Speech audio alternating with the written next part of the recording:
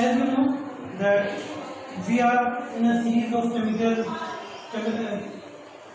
introduction to chemistry chapter, and this is our third lecture. In this lecture we will discuss the history of chemistry. इस lecture में हम chemistry की इब्तिदा, chemistry की तारीख के बारे में इल्म हासिल करेंगे.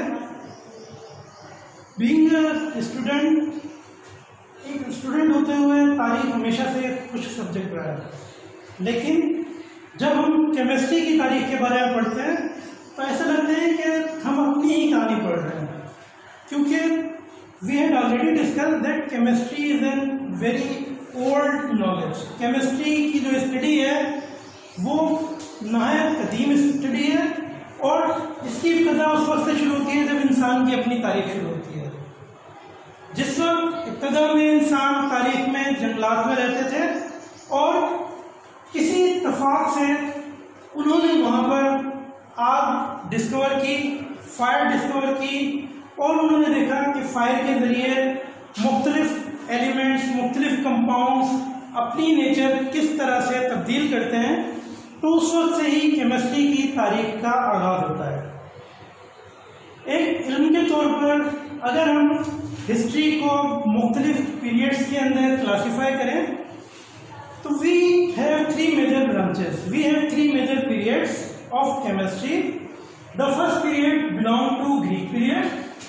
किसी भी साइंस के हवाले से ग्रीक पीरियड को एक इब्तिदा तस्वर किया जाता है, बिकॉज जो इल्म, किसी भी किस्म का इल्म हो, उसका जो बाकायदा आगाज, उसकी रूट्स जो है ग्रीक से जाकर मिलती हैं. Greeks were great philosophers. Greeks शुरू से ही अजीम फिलोसफर्स के तौर पर जाने जाते थे.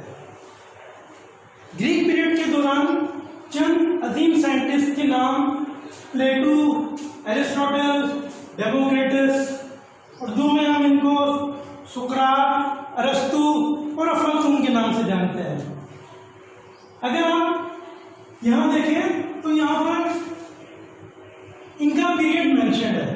इनका पीरियड मेंशन है for example 347 BC to 428 BC, 322 BC to 384 BC. First of all, I would like to explain this BC. What is BC? BC stands for before Christ. Before Christ से मुराद है कि हजरत ईसा अलैहिस्सलाम की पैदाइश से कब. हजरत ईसा अलैहिस्सलाम की पैदाइश हिस्ट्री के अंदर एक मेजर इवेंट का दर्जा रखती है. इसीलिए जो मॉडर्न हमारा सोलर कैलेंडर है वो ईसा अलैहिस्सलाम की पैदाइश के ऊपर बेस करते हुए हम इस वक्त 2020 में हैं. We are in 2020 AD. यहाँ पर इस AD को भी मैं दोबारा आप लोगों के सामने एक्सप्लेन करना चाहूँगा कि AD मीन्स एंटी डोमिनियन, और इस AD को बेसिकली हजरत ईसा की पैदाइश के साथ इसका आगाज किया जाता है इस कैलेंडर का. यानी अगर हम टाइम लाइन पर देखें तो जो साल हजरत ईसा की पैदाइश का है उसके बाद का पीरियड AD से बिलोंग करता है, और उनकी पैदाइश से जो पहले का पीरियड है वो BC से बिलोंग करता है. तो this is just an extra knowledge. ये एक्स्ट्रा नॉलेज इन पीरियड्स के हवाले से थी ताकि आपको ये जो मुख्तलिफ यहाँ पर ईयर्स लिखे हुए हैं ये समझ में आ जाए, और इससे आपको अंदाजा होगा कि इनमें कौन कौन से साइंटिस्ट वो एक ही पीरियड से बिलोंग करते थे. अब हम अपने टॉपिक पर वापस आते हैं कि ग्रीक पीरियड. ग्रीक पीरियड के हवाले से मैंने आपको बताया कि इस पीरियड में कुछ अजीम फिलोसफर थे, अजीम थिंकर्स थे. एक बार फिर इन अल्फाज को ध्यान में रखिएगा कि ये नहीं कहा जा रहा है कि दे वर अजीम, they were great scientist, because science was an experimental, science is an experimental study. Science एक तजुर्बाती इल्म है, लेकिन जो ग्रीक पीरियड है इसको थ्योरेटिकल एरा के तौर पर जाना जाता है, थ्योरेटिकल पीरियड के तौर पर जाना जाता है। यानी इस दौर में जो साइंटिस्ट थे या इस दौर के अंदर जो फिलोसफर थे वो ज्यादातर थ्योरीज पर बिलीव करते थे। और वो पीरियड क्योंकि हजरत ईसा की पैदाइश से भी तकरीबन 400 साल पहले का है या 300 साल पहले का है, तो वो पीरियड यकीनी तौर पर उसमें इतने ज़्यादा यूटेंसिल्स, इतने ज़्यादा ऑपरेटर्स, इतनी ज़्यादा चीज़ें जो अब हमारे पास मैसर हैं एक्सपेरिमेंट्स के लिए, वो तमाम नहीं होती थी।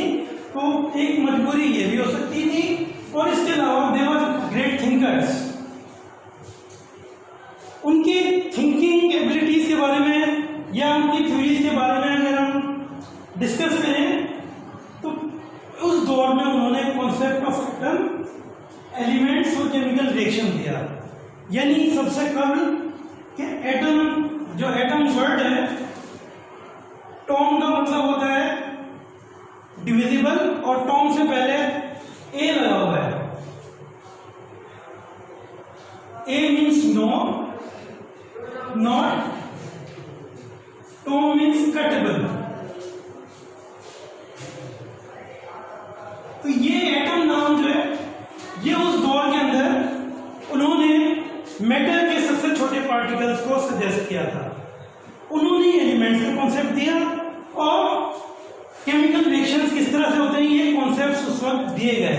लेकिन इस हवाले से कोई बाकायदा थ्योरी नहीं दी गई।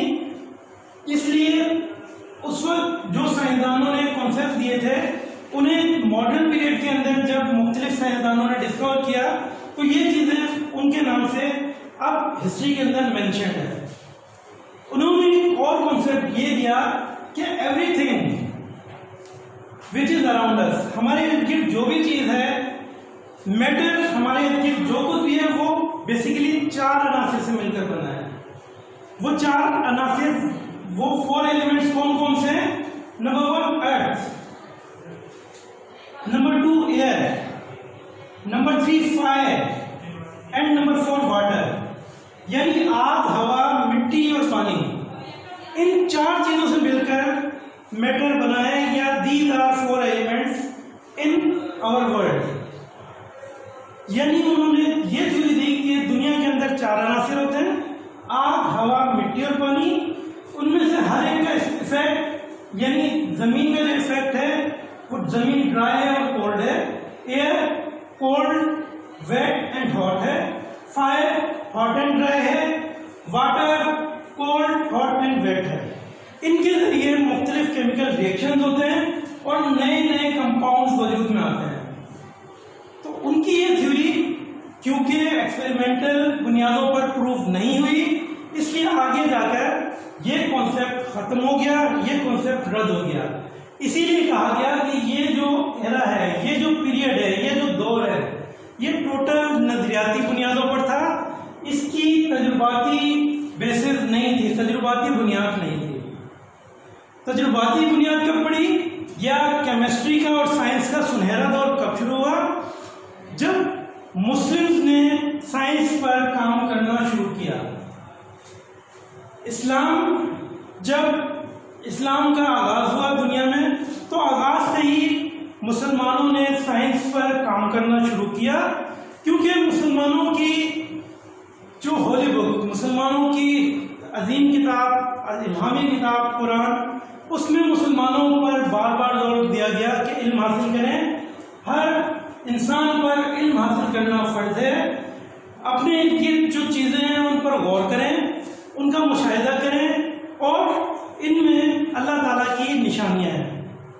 मुसलमानों ने कुरान का यही पैगाम ज़हन में रखते हुए इल्म को, साइंस को, केमिस्ट्री को, कीमिया को बहुत ज़्यादा तरक्की दी। उस वक्त जो मुस्लिम पीरियड था उसका आगाज 600 AD से हुआ और तकरीबन 1600 AD तक मुसलमानों का सुनहरा दौर, गोल्डन पीरियड ऑफ केमिस्ट्री जिसे कहा जाता है। गोल्डन पीरियड इसे क्यों कहा जाता है? क्योंकि इस दौरान बहुत सी डिस्कवरीज, बहुत से प्रोसेसेस, बहुत से कंपाउंड्स वजूद में आए। इवन मुस्लिम के अजीम साइंटिस्ट जाबर बिन हयान, उन्होंने केमिस्ट्री में, उन्होंने साइंस के मैदान में अपनी जो खिदमत अंजाम दी, इस वजह से इन्हें फादर ऑफ केमिस्ट्री, बाबाए कीमिया का लक़ब दिया गया। बाबाए कीमिया जाबर बिन हयान को कहा जाता है, और ऐसा उन्हें किस वजह से कहा जाता है? क्योंकि उन्होंने केमिस्ट्री के मैदान में उस वक्त बहुत से प्रोसेसेस, बहुत से नए नए processes, for example extraction of metal from their ores, धातुओं को उनकी कच्च धात से अलग करना, ये प्रोसेस जाबर बिन हयान ने दिया। डाइंग ऑफ क्लॉथ्स, कपड़ों को रंग करना, कपड़ों की डाइंग करना, ये प्रोसेस जाबर बिन हयान की इजाद है। इसके अलावा बहुत से ऐसे कंपाउंड्स जो बहुत ज़्यादा एप्लीकेशंस रखते हैं, जिनकी बहुत ज़्यादा हमारी दुनिया में इवन अब तक अहमियत है, for example nitric acid, hydrochloric acid, और ऐसे लातादार कंपाउंड्स जाबर बिन हयान की इजादात में से हैं। उनकी इन्हीं खिदमत की वजह से उन्हें फादर ऑफ केमिस्ट्री के नाम से याद किया जाता है। इसके अलावा भी बहुत से मुस्लिम साइंटिस्ट, फॉर एग्जाम्पल अल-गाज़ी, वो एक बहुत एक्सपर्ट सर्जन थे, उन्होंने एनेस्थीसिया की इजाद की। एनेस्थीसिया आज भी सर्जरी के लिए बहुत ज़्यादा इम्पोर्टेंट है। जब भी कोई ऑपरेशन होता है तो उससे पहले मरीजों को बेहोश किया जाता है। अगर मरीज बेहोश ना हो तो वो ऑपरेशन के दौरान तकलीफ की वजह से चिल्लाता रहे। तो ये जो एनेस्थीसिया मरीजों को दिया जाता है, ये अल-गाज़ी की इजाद है। इसके अलावा वो सबसे पहले साइंसदान थे जिन्होंने एलिमेंट्स को लिविंग और non living, he divided, he grouped, he classified elements in living and non-living compounds। इसी को बेस बनाते हुए बर्ज़िलियस ने मौजूदा दौर में ऑर्गेनिक और इनऑर्गेनिक एलिमेंट्स की बुनियाद रखी। यानी अल-गाज़ी ने जो कॉन्सेप्ट दिया था उसी को आगे बढ़ाते हुए बर्ज़िलियस ने एलिमेंट्स को ऑर्गेनिक और इनऑर्गेनिक के अंदर डिवाइड किया। इन्होंने एक बहुत इंपॉर्टेंट कंपाउंड इथाइल अल्कोहल भी इजाद किया। इसके अलावा इब्न सीना, he was another great Muslim scientist. ये बहुत एक्सपर्ट डॉक्टर थे, एक्सपर्ट हकीम थे, माहिर तरीन हकीम। इब्न सीना के हिकमत के नुस्खे अब तक मेडिकल की फील्ड में इस्तेमाल किए जाते हैं। इन्होंने जो दवाएं मुख्तलिफ अमराज के लिए दी, वो अभी भी मुख्तलिफ हकीम मुख्तलिफ हुक्मा इस्तेमाल करते हैं। और इसके अलावा बहुत सी मेडिकल यूनिवर्सिटीज़ के अंदर इनकी लिखी गई किताबें अब तक पढ़ाई जाती रही हैं। ख़ासतौर पर हिकमत से मुतालिक जो मुख्तलिफ यूनिवर्सिटीज़ हैं, उनमें इब्न सीना के नुस्खे अब तक पढ़ाए जा रहे हैं, कि किताबें अब तक पढ़ाई जा रही हैं। इन्होंने मेडिसिन, केमिस्ट्री, मैथमेटिक्स और एस्ट्रोनॉमी के मैदान में काम किया। जो मुस्लिम पीरियड था, जैसा कि बताया गया कि ये एक्सपेरिमेंटल पीरियड या तजुर्बाती दौर की इब्तदा की, और इन्होंने साइंस को उरूज तक पहुंचाया। इस दौर में जो साइंसदान थे, उनका ज़्यादातर जोर ये था कि जो चीपर मेटल्स लाइक आयरन है, लाइक तांबा है, इन मेटल्स को किसी तरह से, जो सस्ती धातें उनको किसी तरह से सोने में तब्दील किया जाए। बिकॉज जिस तरह गोल्ड की अभी वैल्यू है, आजकल भी गोल्ड जो है 1 तोला उसकी कीमत जो है लाख से भी ऊपर है। तो उस ज़माने में भी गोल्ड, बल्कि उस ज़माने में सौदेबाजी वगैरह के लिए, लेन देन के लिए गोल्ड कॉइन्स इस्तेमाल होते थे। तो गोल्ड उस ज़माने में भी बहुत ज़्यादा अहमियत का हामिल था। तो वो लोग ये चाहते थे कि किसी तरह से चीप मेटल्स को गोल्ड में कन्वर्ट किया जाए। तो इस चीज़ को हासिल करने के लिए, इस अमल पर कामयाबी पाने के लिए वो मुख्तलिफ एक्सपेरिमेंट्स करते रहे। इस कोशिश में तो वो कामयाब नहीं हो सके, लेकिन इस दौरान बहुत सी अजीम इजादात होती रहीं, जिनका जिक्र यहाँ पर किया गया है। उसके बाद मुस्लिम पीरियड जब उसका तकरीबन 1600 AD में या 1600 ईस्वी में मुस्लिम पीरियड का इख्तिताम हुआ, और उसके बाद से जो पीरियड है उसको मॉडर्न पीरियड कहा जाता है, यानी जदीद दौर। जदीद दौर के अंदर सबसे पहला साइंसदान जो इम्पोर्टेंस का मिला वो रॉबर्ट बॉयल। रॉबर्ट बॉयल को फादर ऑफ मॉडर्न केमिस्ट्री कहा जाता है।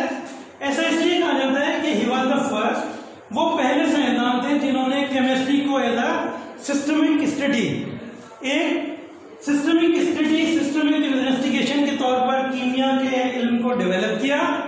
और उसके बाद उन्हीं की इस सिस्टमिक इन्वेस्टिगेशन के प्रोसेस को मद्देनजर रखते हुए मुख्तलिफ साइंसदानों ने जदीद दौर में कामयाबी हासिल की।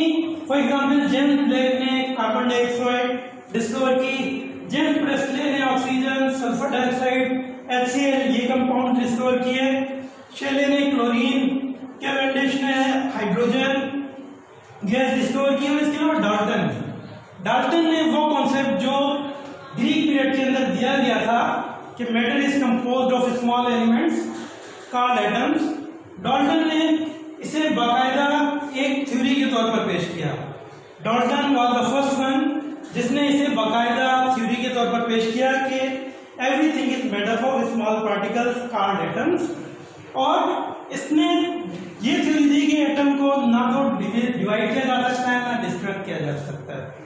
डाल्टन की थ्योरी को आगे जाकर बोर ने, रदरफोर्ड ने डेवलप किया। इसके अलावा मेंडलिफ ने क्लासिफिकेशन, जो बर्ज़िलियस की क्लासिफिकेशन थी, उसको मजीद आगे डेवलप करते हुए पीरियोडिक टेबल दी। मेंडलिफ के इस टेबल को आगे जाकर मॉडर्न पीरियोडिक टेबल के अंदर डेवलप किया गया। इसी तरह से आर्रेनियस ने आयन थ्योरी, फैराडे ने लॉज ऑफ इलेक्ट्रोलाइसिस दिए। और इसके अलावा दीगर साइंसदान जिन्होंने, फैराडे ने डिस्कवरी ऑफ इलेक्ट्रॉन की, इसके अलावा cathode rays experiment, Chadwick experiment, फिर रेडियो एक्टिविटी, और फिर उसके बाद ये अमल अब तक चलता रहा है। और अब रोजाना नित नई डिस्कवरीज हो रही हैं जिसकी वजह से हम इस दुनिया को बेहतर तौर पर समझ पा रहे हैं और हम अपना स्टैंडर्ड ऑफ लिविंग मजीद रेज कर रहे हैं। तो this is all about history of chemistry. उम्मीद है कि आप लोगों को ये तमाम पीरियड्स अच्छी तरह समझ में आ गए होंगे। इंशाअल्लाह ताला अपने नेक्स्ट लेक्चर में हम ब्रांचेस ऑफ केमिस्ट्री के बारे में इल्म हासिल करेंगे। खुदा हाफ़िज़।